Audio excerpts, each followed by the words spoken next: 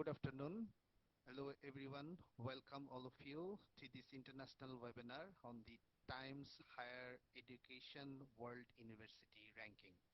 So we are very glad that in today, we first time from Institutional Quality Assurance or IQAC at University of Information Technology and Sciences arranges this program at UITS. At beginning, we can see that today we are very glad that our keynote speaker, Ritin Malhotra, General Manager and the Senior Regional Director.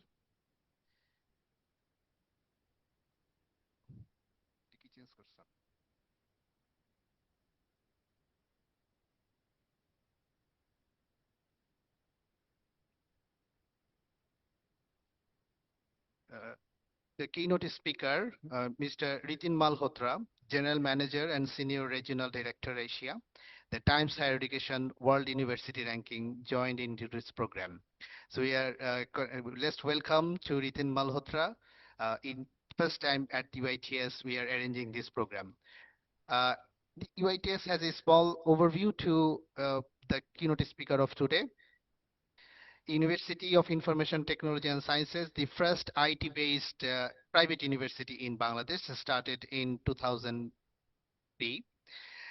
And our university has 4 faculties: Faculty of Science and Engineering, and under the Faculty of Science and Engineering, there are Department of Civil Engineering, Department of Computer Science and Engineering, Pharmacy, Tripoli, Information Technology, and ECE department, 6 departments under Faculty of Science and Engineering. Faculty of Liberal Arts and Social Science. So we have Department of English and Department of Social Science. Under Faculty of Business, Department of Business Studies, BBA department, BBA program and MBA program. Faculty of Law, Department of Law. These are the very small overview about our universities.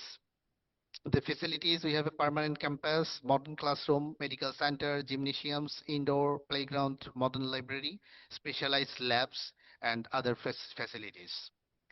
So recently, we have arranged international collaborations, MOU with foreign universities, 10 foreign universities, International University, Malaysia, Millersville University, USA, Kyangdong University, South Korea, University San Carlos, Philippines, Wuhan University of Technology, China, Sukuna Multiple Campus, affiliated to Tribhuvan University, Nepal, University Science Indonesia, University Science Technology Computer Indonesia, Shinawatra University, Thailand, and Istanbul Kolur University, Turkey. The 10 international collaborations already produced by the IQAC.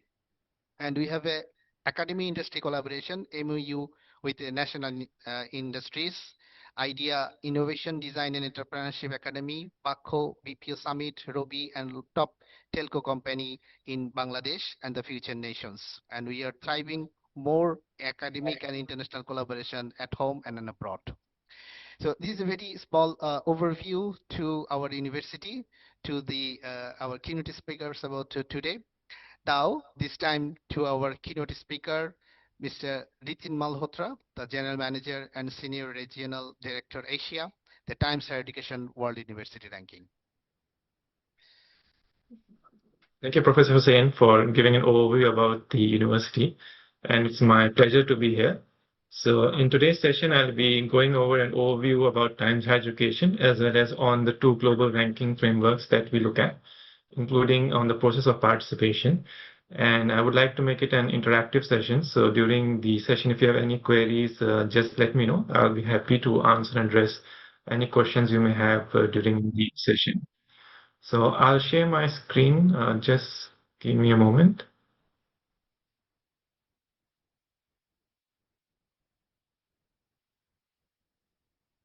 Are you able to see the presentation on your screen? Yes. Okay, great. So just to give a very quick overview about Times Higher Education, we have been working in the higher education sector for more than 50 years. We started back in 1971 as a newspaper focusing on higher education. And in the last few decades, we have been working very closely, not only with the different leading higher education institutions, but also with policymakers and other stakeholders. And our own mission is to really support all the key stakeholders, whether it is the higher education institutions, or policymakers or students to really achieve their own missions in the sector. We work across a diverse areas, so global rankings is one of the areas that we look at. But in addition to that, we do work on supporting institutions as well as with the government on internationalization, on helping to improve on research, on sustainability, capacity building as well.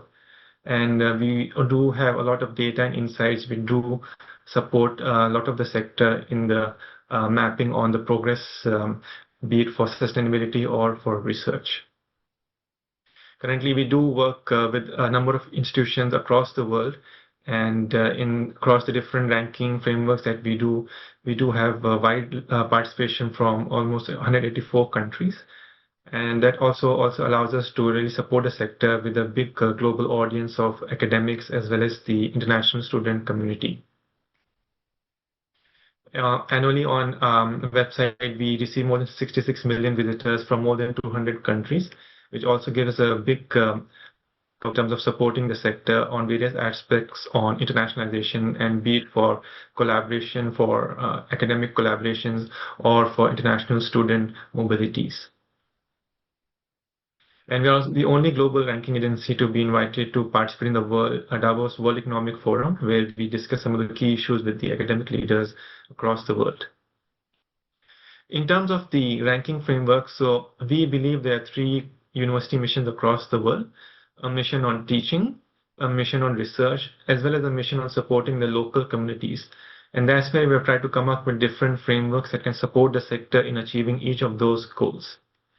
So the first ranking that I will talk about in today's session is the World University Rankings. And the core objective behind this framework was to evaluate the world's best research-intensive institutions. So most of the parameters that we look at for the World University Rankings look at research-related parameters. We have other regional rankings like the Asian University Rankings as well as the subject rankings, which follow the same methodology as the overall World University Rankings. When it comes to the teaching mission, we have developed teaching excellence framework across different countries. So for example, in the US, in Japan, as well as in Europe, where the parameters are very different from the World University Rankings and focus more in terms of other areas like graduate student outcomes, aspects on employability, and so on. However, at this point, these frameworks are limited at a national or regional level, because when it comes to a global framework on teaching excellence, there are certain challenges that we see. First challenge is that there's no standard definition when it comes to defining teaching excellence. Different countries have their own ways of defining that. So in terms of looking at a comparable framework which can be applicable to all the countries globally remains a challenge. Secondly, when it comes to the availability of comparable data across the world, that also remains a challenge, especially in context of teaching excellence related metrics. Coming to the third mission of institution in terms of supporting the local communities, that's where we came up with the impact rankings in 2019, and it's based on the United Nations Sustainable Development Goals. So in today's session, I'll be focusing on both the World University Rankings as well as the impact framework on sustainability. For the World University Rankings, originally we started this ranking in 2004. And over the last 2 decades, we have seen tremendous growth in terms of the participation of the institutions for the World University Rankings. Today, we have more than 2,600 institutions globally which are participating from more than 104 countries. And we believe that most of the research-intensive institutions across the world are already participating, which gives us a very comprehensive view in terms of the higher education sector, especially with regards to research. In terms of the methodology and approach, we have 3 different sources on how we gather the data for the World University Rankings. The first set of data comes from the institutions themselves.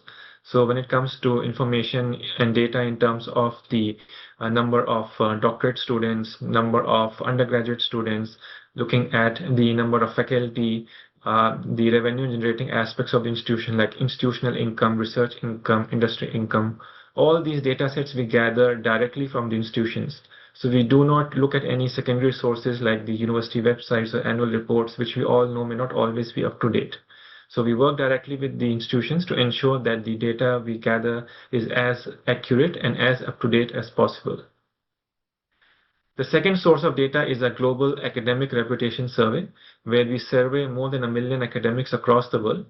And we only look at active scholars, so those who would have published research in the last 3 to 5 years. And we ask them to think about the leading institutions both for teaching as well as research in their own subject areas, as well as the regions that they are based in. One key aspect is that the distribution of the Global Academic Reputation Survey follows the UNESCO's distribution of researchers globally. So we do ensure that academics from the developing countries also have a fair share of voice. The survey is sent on a random basis where we do not individually ask which academic the survey would be sent to, nor do we ask for any nominations, as we believe is the case in some of the other global ranking frameworks, because we believe there's an inherent bias in that approach. So we do ensure that the academics from the developing countries receive the survey as well. So for example, 33% of academics who participate in the reputation survey do come from Asia. The third source of data we look at is the bibliometric data, and there we work with the bibliometric partners. So in terms of data on the research publications, citations, as well as publications on international co-authors, we get that directly from our bibliometric partners. So combining these three sources, then we compute the scores for the World University Rankings. So as I mentioned, we have more than 2,600 institutions who are participating in this framework, and we look across more than 3,500 institutions who do get the votes with the Global Academic Reputation Survey, and there's a huge scale of bibliometric data that we do analyze as part of the evaluation. In addition to the overall World University Rankings, we have the subject rankings, and we have 11 subject areas which cover all the different disciplines. So ranging from engineering and technology to computer science, arts and humanities, social sciences, business, medicine, law, education, life sciences, physical sciences, as well as psychology.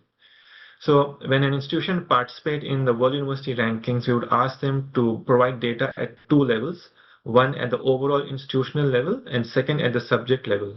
So whichever subjects your institution is actively teaching in and awarding degrees in, we would ask you to provide data for those. And if the institution qualifies for the overall World University Rankings, they will automatically be considered for the respective subject rankings. For the World University Rankings, we have 5 broad areas that we look at, which is the teaching environment, research quality, industry, and international outlook. And linked to these 5 areas, there are 18 parameters that we look at. So for example, we look into the staff to student ratio, doctoral degrees awarded compared to the bachelor's degree, looking into the doctorate to staff ratio. In terms of research environment, we look at the research productivity, so number of research publications per research staff. We look into the revenue generation aspects of the institution, like the institutional income, research income, as well as the industry income. And we do a lot of normalization across different metrics to ensure that the smaller or younger institutions are not at a disadvantage compared to bigger or older institutions. So even in the revenue generating metrics, we normalize it by PPP, or purchase power parity, to take into account the economic strength of the different countries. Also, most of the other metrics, we scale it by the size of the institutions as well. For research quality, we look into 4 key criteria, which is the citation impact, which is the field-weighted citation impact. We look into the research strength, which is the field-weighted citation impact at the 75th percentile, as well as research excellence and research influence, and which I will explain shortly. For the international outlook, we look into the proportion of international students, proportion of international staff, as well as research publications with international co-authors. And then we have the aspects from the teaching reputation and research reputation from the Global Academic Reputation Survey. So overall, teaching environment is 29.5% in terms of the weightage. Research environment is 29%. Research quality is 30%. Industry is 4%, and international outlook is 7.5%. Another metric that we look at for industry is on the patents, and I'll also explain that in more detail shortly. So we do see increasing participation from institutions across the world, and in particular from South Asia in the last few years. And even for Bangladesh, we do have higher representation in the last 2 or 3 years. This is the distribution of the Global Academic Reputation Survey. So as I was mentioning, about 33% of academics who participate in a survey do come from Asia. So we do ensure that academics from the developing countries get a fair share of voice in terms of the representation on helping us understand which institutions are doing very well both for teaching as well as for research. With regards to the research metrics and the evaluation, so one of the normalization we do is on the field-weighted citation impact. So what we do here is to normalize it by the type of document, by the subject areas, as well as the year in which the research is published. And then we compare the number of citations received by the institution in a particular subject area in a particular document type and in that particular year to the average number of citations received for that subject. So for example, if we talk about astrophysics, if the average number of citations received for a paper in astrophysics in 2025 was 5 citations, and your institution publishes an excellent paper in astrophysics which receives 10 citations, then your institution's FWCI for astrophysics would be 2 because it is twice the average. Similarly, like this, we would go and look at more than 334 subject areas, and we would then take the average of all those data points to come to a single score for the FWCI for your institution. While that would give us an indication on the broadly the quality of research, what we had also started to observe as the scale of participation grew in the last few years was there are certain outlier impacts as well. So another metric that we have introduced is called the looking at the research strength, which is the FWCI as the 75th percentile. What this measure allows us to do is to understand in more detail and a different view in terms of the quality of research taking place at the institutions at the broad level. So in this example on the left side, you see 2 universities in red and blue. And here you can see that University Red has a fewer number of publications which receive 0 citations, whereas University Blue has a higher number of papers which receive 0 citations. So broadly speaking, from this graph, we can say that generally the quality of research in University Red is a little better compared to the University Blue. However, if you look into the end of the graph, we will see that University Blue has a small number of very highly cited papers. So if we were to only look into the FWCI, which takes the average across all the different papers and the citation received, the University Blue, the small number of highly cited papers would tend to pull up the overall average scores. However, if we look into the 75th percentile, we can see that the University A in red does score better. So this measure gives us an additional perspective in terms of the quality of research taking place across the different institutions. And another aspect is that also takes out the impact of any outliers, as well as removes the need to do any fixes for large-scale papers like kilo-author papers or do any country normalization. In addition to understanding the quality of research at the different institutions at a broader level, what we also want to understand is how the institutions are contributing to the very best of research. So another indicator that we have introduced is called research excellence. And what it measures is the number of papers in the top 10% globally based on the FWCI and normalized by the year, subject, as well as the staff numbers. And this also allows us to identify excellence at the subject level as well. And this is not about the top 10% of your institution's papers, but rather the number of papers from your institution which are in the top 10% globally by the FWCI. Another indicator that we look at for evaluating the research quality is called research influence. And what we measure here is how influential and impactful is the research produced by your institution. So how this indicator works is to look into the network impact. So generally speaking, the more widely your institution research is cited and by other academics and other institutions across the world, the more influential the research would be deemed. So let's say if I'm an unknown author and I publish a very average quality research publication, no matter how many times I cite my own work, it will have a very limited impact. But let's say if my work was cited by a renowned academic leader or scientist like Stephen Hawking in physics, which he himself is a very renowned academic who has been cited very widely globally around the world.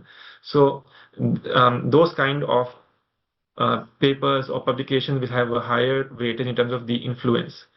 And so the more widely your work is cited by different academics and which in turn are also cited very well. So this looks at the network impact.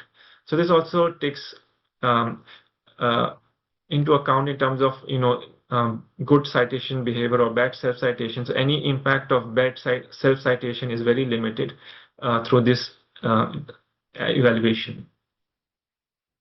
In terms of the Global Academic Reputation Survey, as I mentioned, we do send the survey to more than 1 million academics, and we do receive a large number of responses, which gives us a very detailed understanding of the academic reputation across the world. In terms of the international outlook, one of the ways we normalize the scores is by normalizing by the size of population of the countries.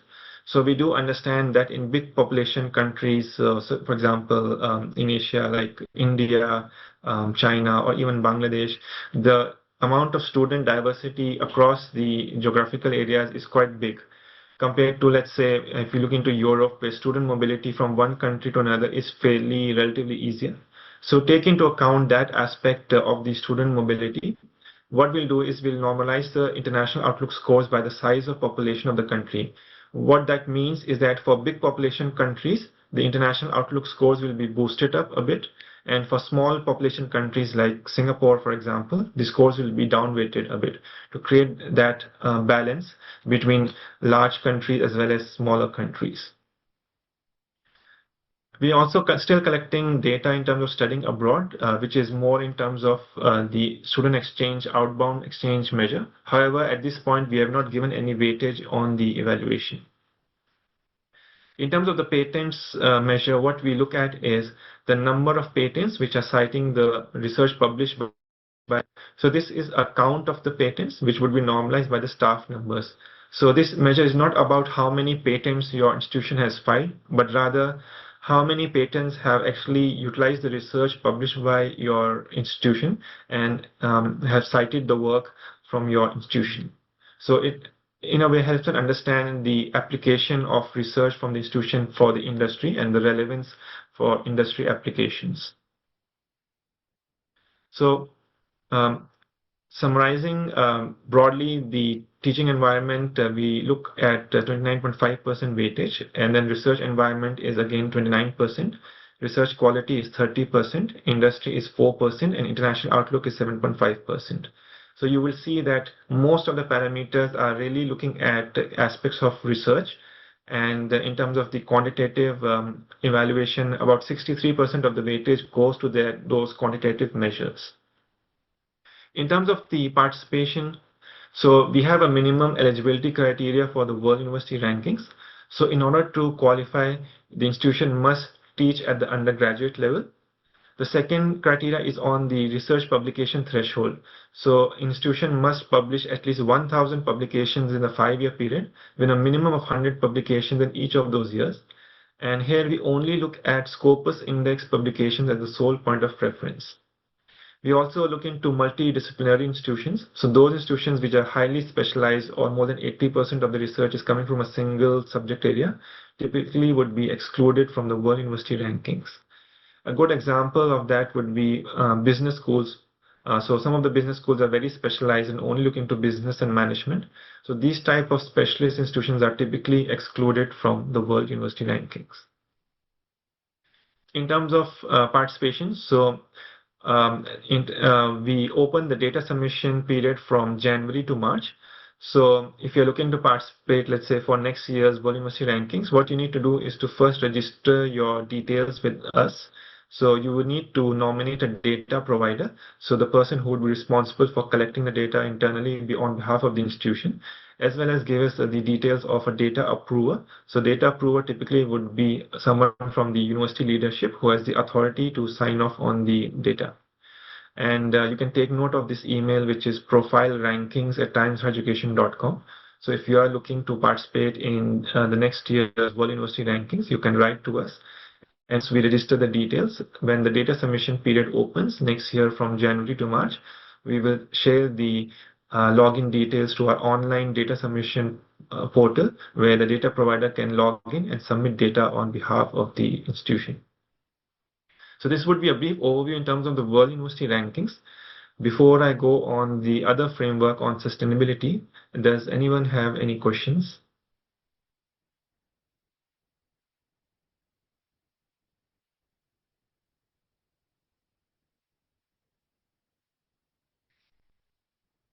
So if any questions or clarifications, you can feel free to ask.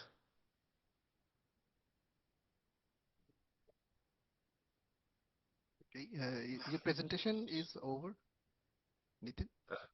So I've covered on the World University rankings. So I will also be covering on the sustainability impact ratings. But before I do that, I wanted to see if there were any questions with regards to the World University rankings. Any questions? No, I think so you can proceed to your next part so that the questions comes at the end of your presentation. Sure. So I will move on to look at the sustainability impact ratings. So just give me a moment.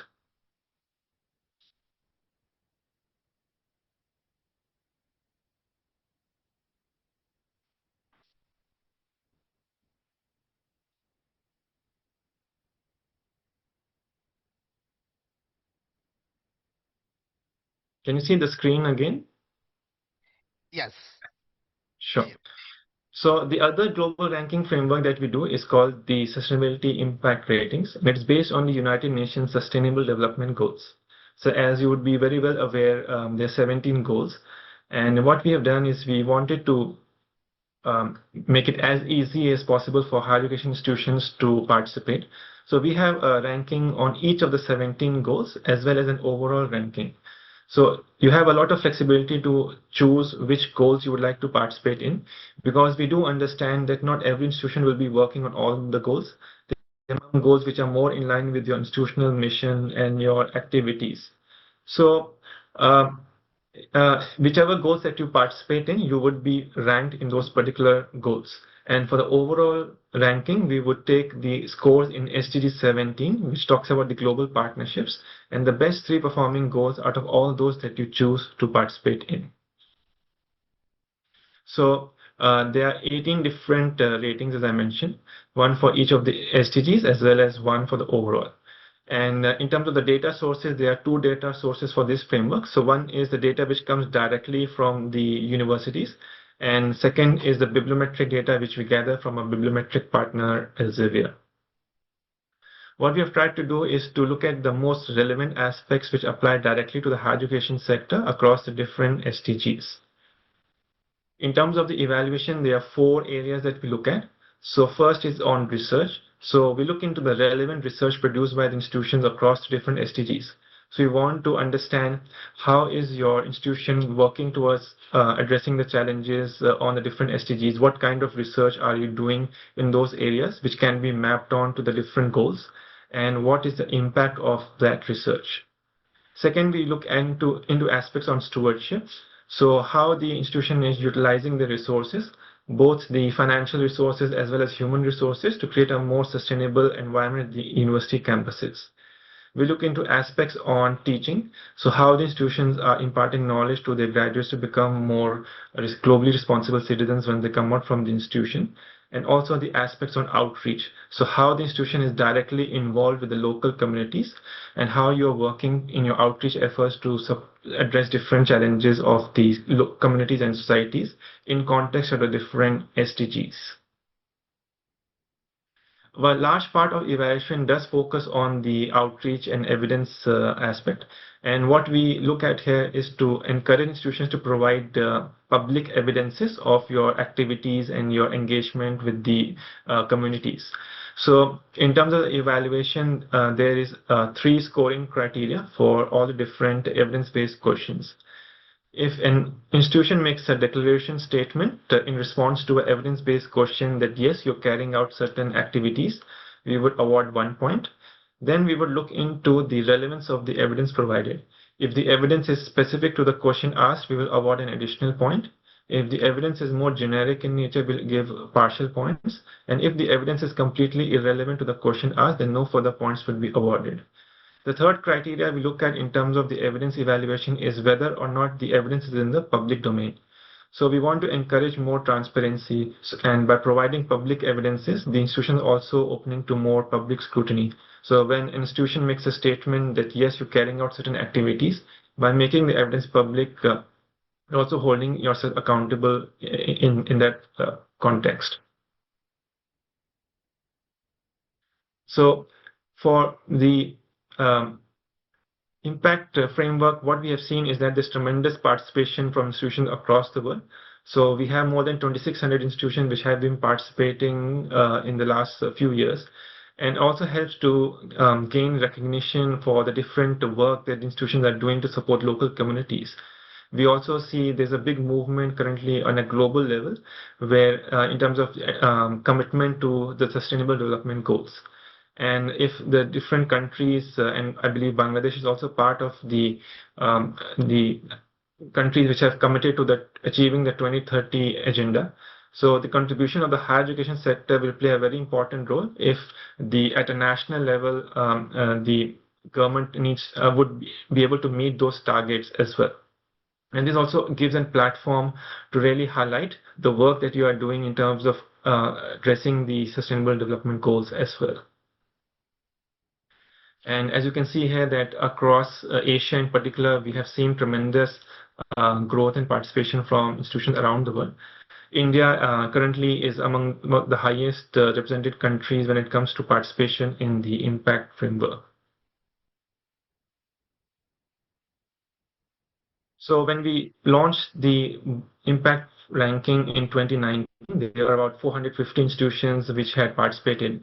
And that scale of participation has grown tremendously in the last few years, where last year we had more than 2,600 institutions which were participating. When it comes to sustainability and towards working with addressing the challenges of the local community, we believe that actually this framework is applicable to the entire higher education sector globally. And there's an estimate that there's about 25,000 to 30,000 institutions across the world, which could potentially be a part of this kind of framework.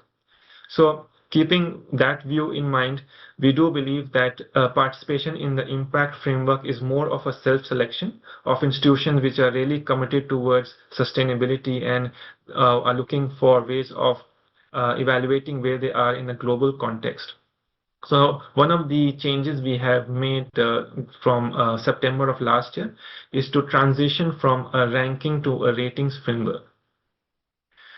Because we do believe that we want to ensure that the feedback that we are able to provide to all the participating institutions is also relevant to the different institutions. So as you can imagine, once the scale of participation really grows, let's say to 5,000 institutions or even more in the future, would having a framework which gives specific rank provide any meaningful feedback to the different participating institutions? For example, an institution which receives a rank of 4,800, for example, would a specific rank really provide a meaningful feedback? So we believe that moving to a rating format would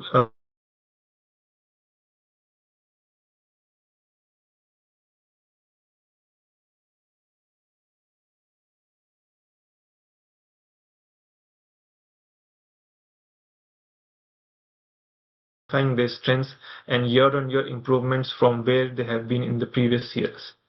So that is one of the key factors why we have transitioned and moved into a rating format. So in terms of the parts,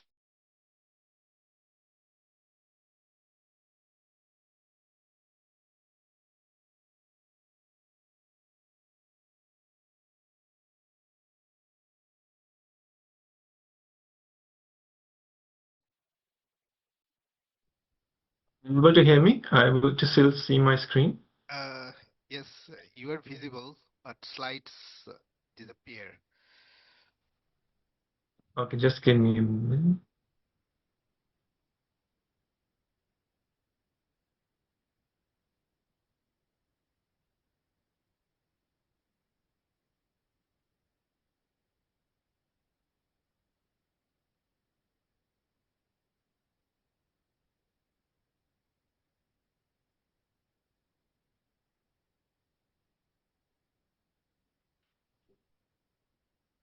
Are you able to see the slides again? It's yes. Now it's coming. Slides are visible. Okay. Thank you. Sure. So the process of participation is that you would first need to look into a lot of evidences and documentation. And at this point, the team would already evaluating more than 200,000 documents, for example. And you can only see if once the participation really reaches a scale of, let's say, 4,000, 5,000, even more institutions. So there would be a point where we would be evaluating more than 1 million documents, for example. And what that means is that we would need to invest in terms of our own expanding our resources as well as on technology to cope with the scale of the data that would be looking at for the evaluation. So in order to make sure that the evaluation in itself is sustainable over the long term, that's why the institutions which do choose to participate in the sustainability impact ratings framework will need to first register. And once you have completed the registration, then similar to the World University rankings, you can let us know in terms of the uh, data provider and data approver. And the data submission period for the impact framework is from September to November, where the data provider can log in to the data submission portal and submit data on behalf of the institute. One thing that we would also doing to support the sector who do choose to participate is to really ensure that you can benefit from the whole experience in addition to being evaluated. What that means is that you would become a part of a wide global network as well of like-minded institutions who are committed on sustainability and supporting the challenges of the local communities as well as achieving the goals on the SDGs.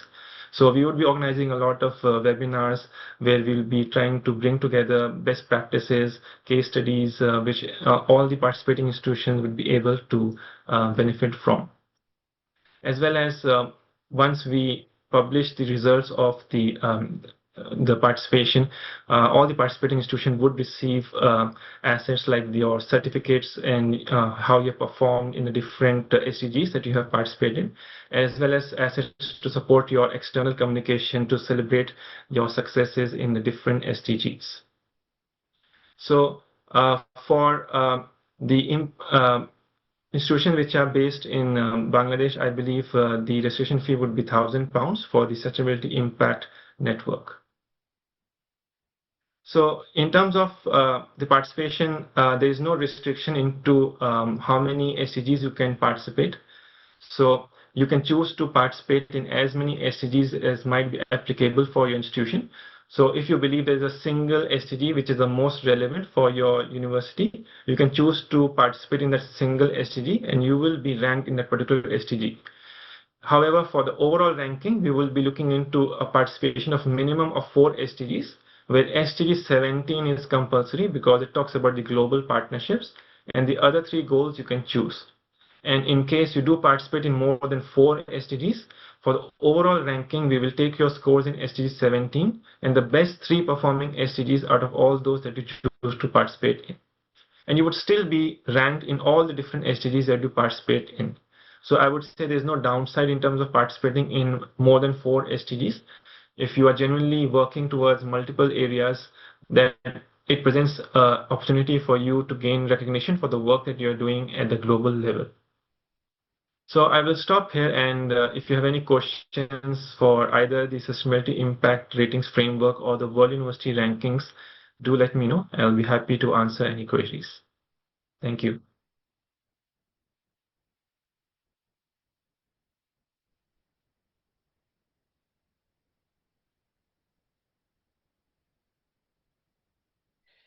Thank you very much. It's a very wonderful, insightful presentation from Ritin Malhotra, from Times Higher Education World University Ranking. We have actually gets measures about the ranking in different perspectives, sustainability, impact ratings, and also the World University Ranking. So this time the floor is open to us have some questions to our keynote speakers.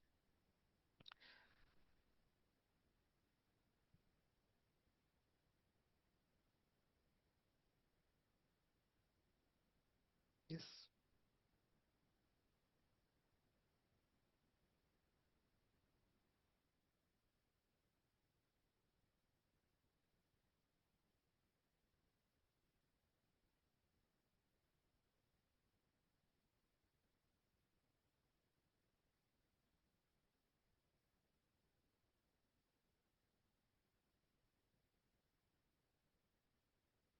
So yeah, just to reiterate, so as we are already in the end of April, so the data submission period for the World University Ranking has already closed for this year.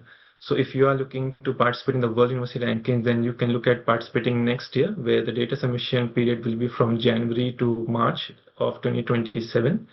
And the process will be, as I mentioned, is to register your details with us by providing the information on the data provider and data approver. So the email to take note would be the profile rankings at timeseducation.com. With regards to the sustainability impact ratings, there is still time. So we will be opening the data submission period from September to November later this year. And prior to that, you would need to complete a registration process for the sustainability impact ratings. And the results of the impact ratings will be published in June of next year.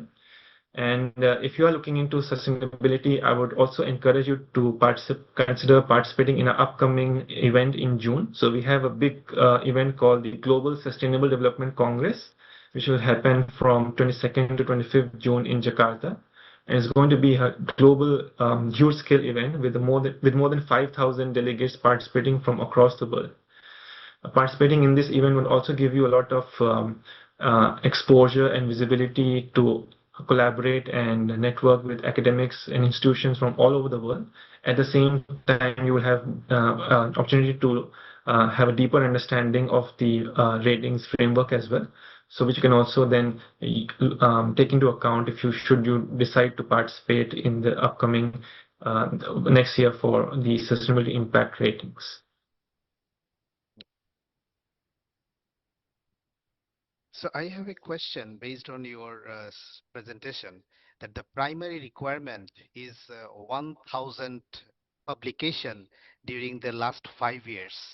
And is it mandatory for the Scopus index publications?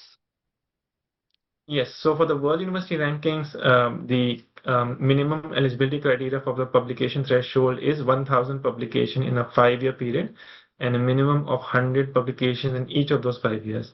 And we only look at Scopus index publications as the sole point of reference. Okay. So one question, Scopus along with the Web of Science, is it included into this 1,000 list? No, so it's only Scopus, and the reason for that is if we were to look into multiple sources like Web of Science as well, there's certain challenges that we face. One is there's a lot of duplication of data. So there are publications which are published both into Web of Science as well as the in Scopus. So it becomes very challenging to distinguish in terms of unique publications. Secondly, for Scopus and Elsevier, they have a bigger coverage in terms of the publication in the different subject areas, particularly in the arts and humanities as well. They also look into the publication across multiple languages. And also there's a big global academic community which looks into the very stringently in terms of the quality of research, publication, and the journals. So looking into all the different factors, we decided to work with Elsevier and look at Scopus as the sole point of reference for the research publications. There are other ranking other than that in the Times Higher Education. There is sustainability, the impact, Asia ranking. So all other ranking, they follow the same primary criteria as a requirement. So essentially, there are two global ranking frameworks. One is the World University Rankings, which is looking into the research aspect.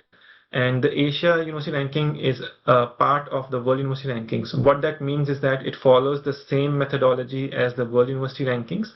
And in order to be included in the Asia University Rankings, the university first need to qualify for the World University Rankings. The Sustainability Impact Ratings is a completely different framework, which is separate from the World University Rankings. So unlike the World University Rankings, there is no minimum research publication threshold for being eligible to participate in the sustainability impact ratings. So as long as the institution is recognized by the national government as a higher education institution, you would be able to participate in the sustainability impact ratings. you would need to complete the registration process in order to proceed with the evaluation. With regards to the World University Rankings, participation is free. There is no fee that you would need to pay as part of the evaluation. You can submit the data. So as long as you meet the eligibility criteria, which I've highlighted previously for the World University Rankings, you would be included in the World University Rankings.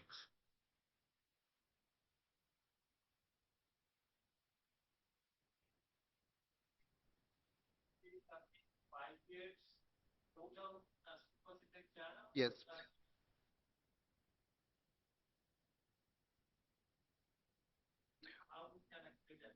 Okay, a question from the director of research university UITS Research Center, that if we want to apply now, so shall we provide the information of previous 5 years from 2021 to 2026? Is that? So So the 5-year data with regards to the research publication, that we would take directly from our bibliometric partners. So that data you don't have to provide us. You would only need to provide us with the institutional data. So one thing I didn't mention was that we look into 2 years of academic data from the institution. So for example, for next year's World University Rankings, when the data collection begins in January of 2027, we would be looking into the academic year 25. So it could be academic year starting in full framework. We want to ensure that there's a comparability across all institutions which are participating across the world. So as you would be aware, different universities in different countries have different academic cycles. So if you were to take data, let's say for 2026, there will be some institutions whose academic cycles start in mid of 2026 and ending in 2027. So it would be a bit unfair for those kind of institutions. So to have the same set of academic year cycles, we would be taking data from 2025 for the next year's World University Ranking evaluation.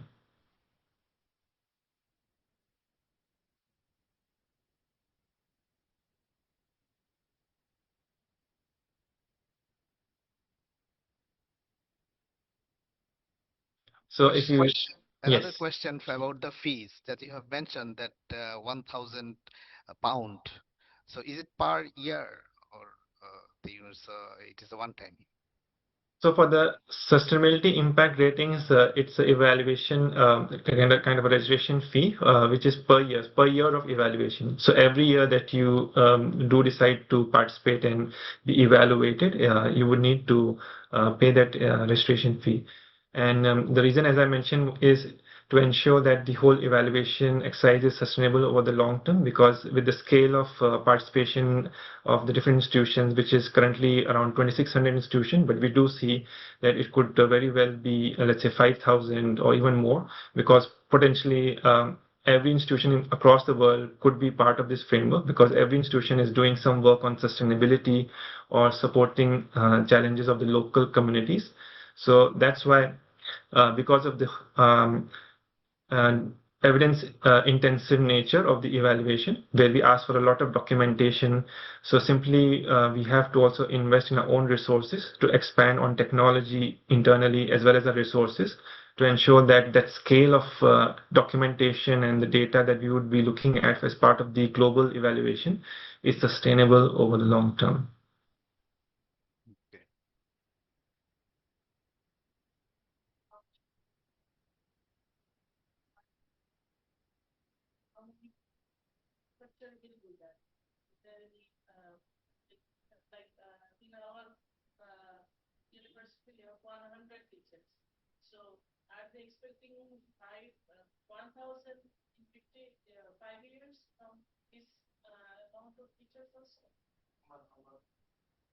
Okay. Okay, one question is about that. Suppose our university has more than 100 full-time faculty members. So you require that all this publication is from these our faculty members, which is be listed in the last previous 5 years publications. So all the research publication, yes, must be affiliated or linked to the university. So those publications must come from the faculty members. And of course, you can have international co-authored publications where you are collaborating with some international uh, authors, and that is good, in fact.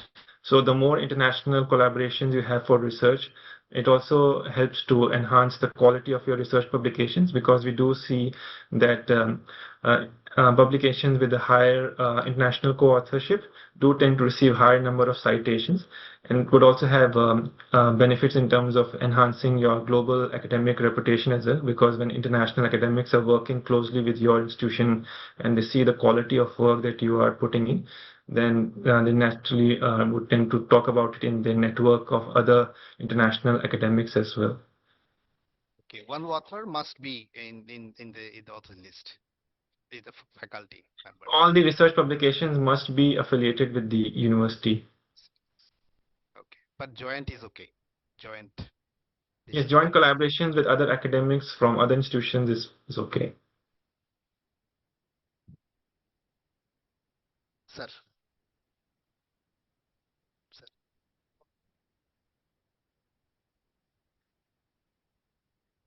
sir, প্রতি ইয়ারে every year 1000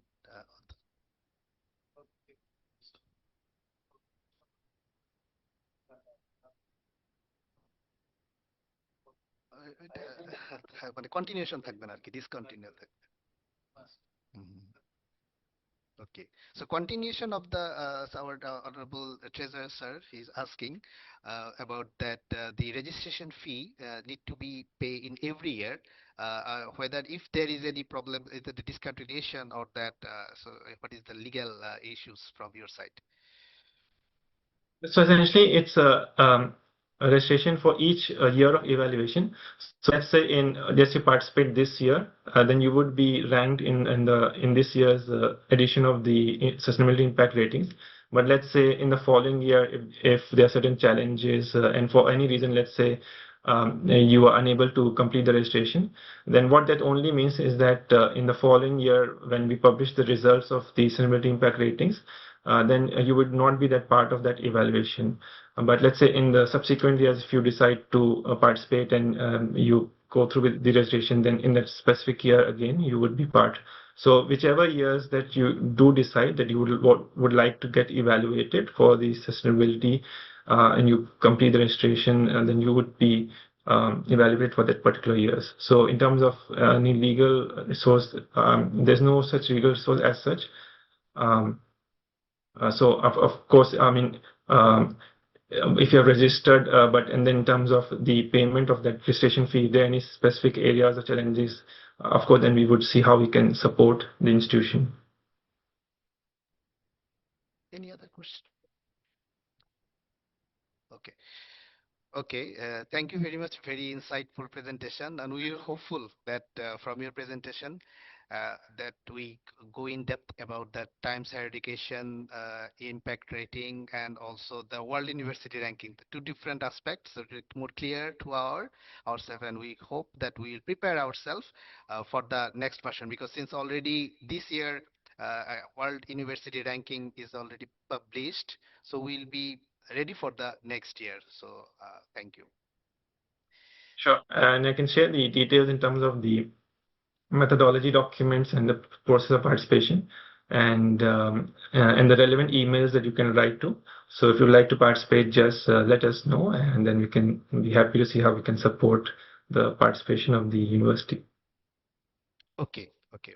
We put the relevant the materials, documentary, if you can share, so that we can discuss about our university administration, so that we can proceed about the higher education's ranking in next year. Sure. So thank you so much, and it was a pleasure to be here. And yeah, if any follow-up queries, just feel free to get in touch. Okay, so there are some more part in this webinar. Our Honorable Vice Chancellor will be speaking here, and then we have conclusions about our programs. So thank you very much, Mr. Ritin Malhotra, for your wonderful presentation. Now, we request to our Honorable Vice Chancellor, Professor Dr. Hashan Bhuiyan, to give his valuable speech in this today webinar program. Um,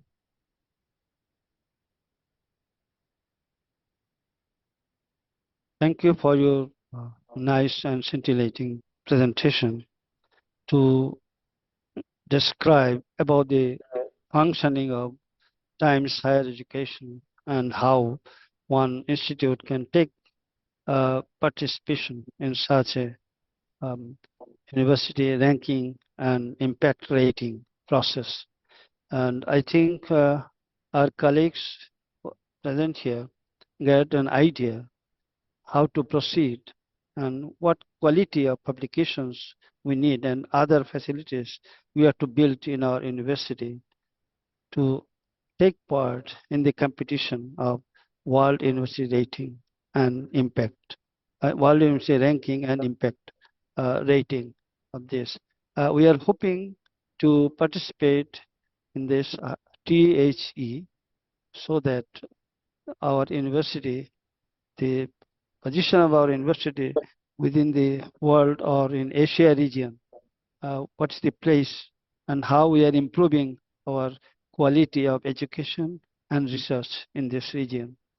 And we hope that this lecture and the directions given will help us proceeding towards future, and hoping to contact you again if we are necessary.